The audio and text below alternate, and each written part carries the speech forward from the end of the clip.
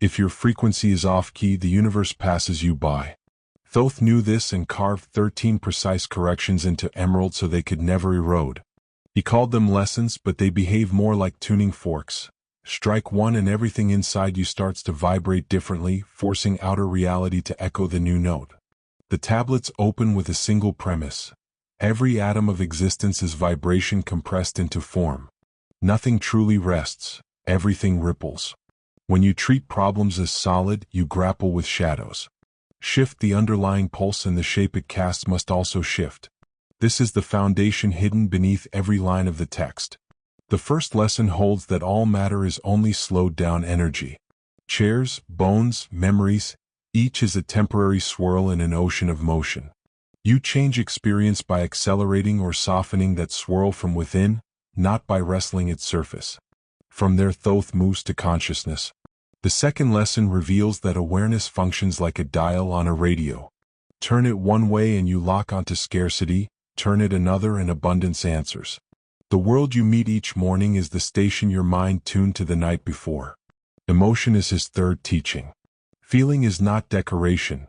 It is an electrical current that stamps geometry on the quantum field. Fear compacts energy into knots. Gratitude dissolves them. The heart, with its wide electromagnetic halo, is the true signal tower, and its broadcast is received without distortion. Fourth comes balance. The cosmos is rhythmic, pendular. Imbalance inside inevitably invites disorder outside, not as punishment but as resonance. A steady inner center pulls experience back into symmetry the way a spinning gyroscope rights itself. Next he speaks of channels. Subtle currents thread the body, carrying vitality the way rivers carry water. When thought is frantic, these rivers clog. When breath is slow, they clear. Clear channels raise baseline frequency without conscious effort, letting life flow instead of forcing it. Sound forms the sixth insight. Vibrations born in the throat sculpt matter as surely as chisels. Spoken words, mantras, even a silent hum shape invisible sand into patterns that later appear as events. Utter only what you are willing to meet again in physical disguise. Then comes the flower of life.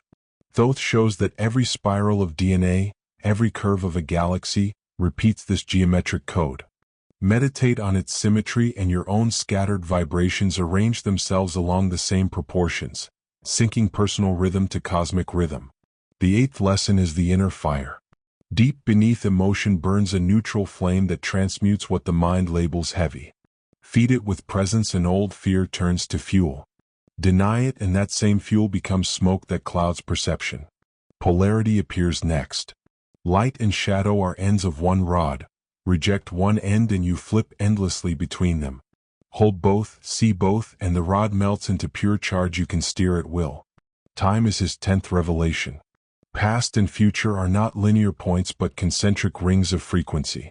Alter the vibration you emit now and you slip to a different ring where memories and possibilities rearrange accordingly. History obeys harmonics. The 11th lesson reminds us the earth is alive. Her magnetic heartbeat syncs with ours each time bare feet touch soil. Ignore that pulse and electronic noise fills the gap. Attune to it and your biology regains a forgotten baseline of calm. Intention follows. Thoth warns that only coherent intention, thought, feeling, and action vibrating as one chord, pierces the field. Wanting without alignment is static. Alignment without need is command. The 13th and final lesson is silence. Before any creation there is quiet, and in that quiet every possible frequency hangs ripe. Enter it daily, listen without asking, and the next note you emit will carry the echo of original sound, clear, unwavering, and irresistible to matter. Hold these 13 frequencies long enough and the invisible prison loosens. Events still happen but they orbit a different center. People who match the new tone remain, those who do not fade without drama. Obstacles rewrite themselves into passageways. No decree was issued, no force applied.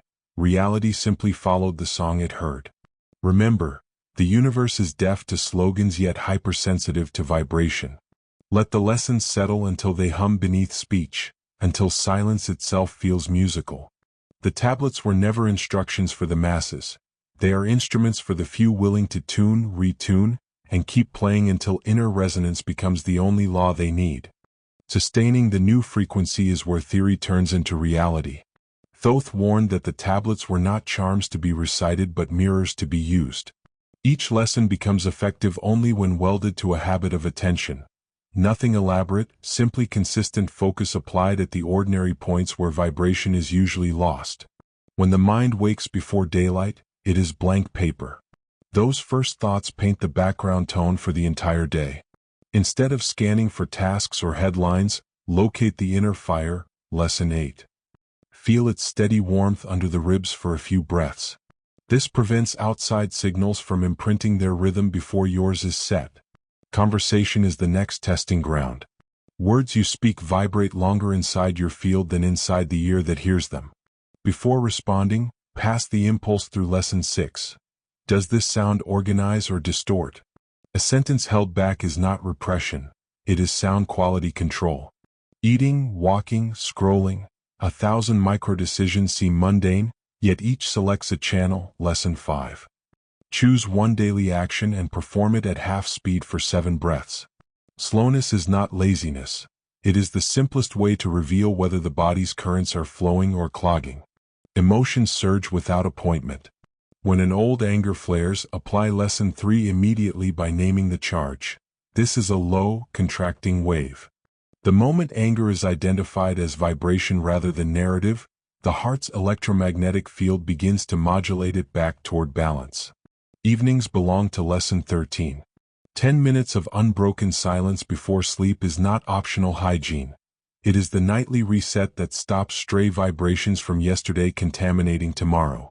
If thoughts intrude, let them fade like distant music without chasing them. Weekly reconnect with Lesson 11.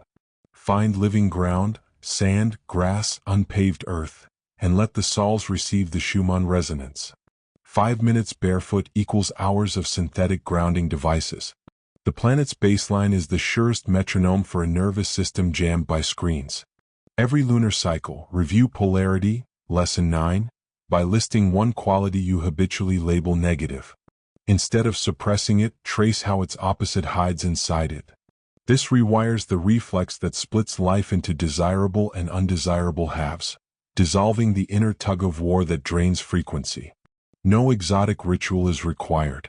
The tablets compress universal engineering into 13 precise adjustments. Hold them lightly but firmly like tuning pegs on a stringed instrument. Slight turns, frequent checks, continuous sound.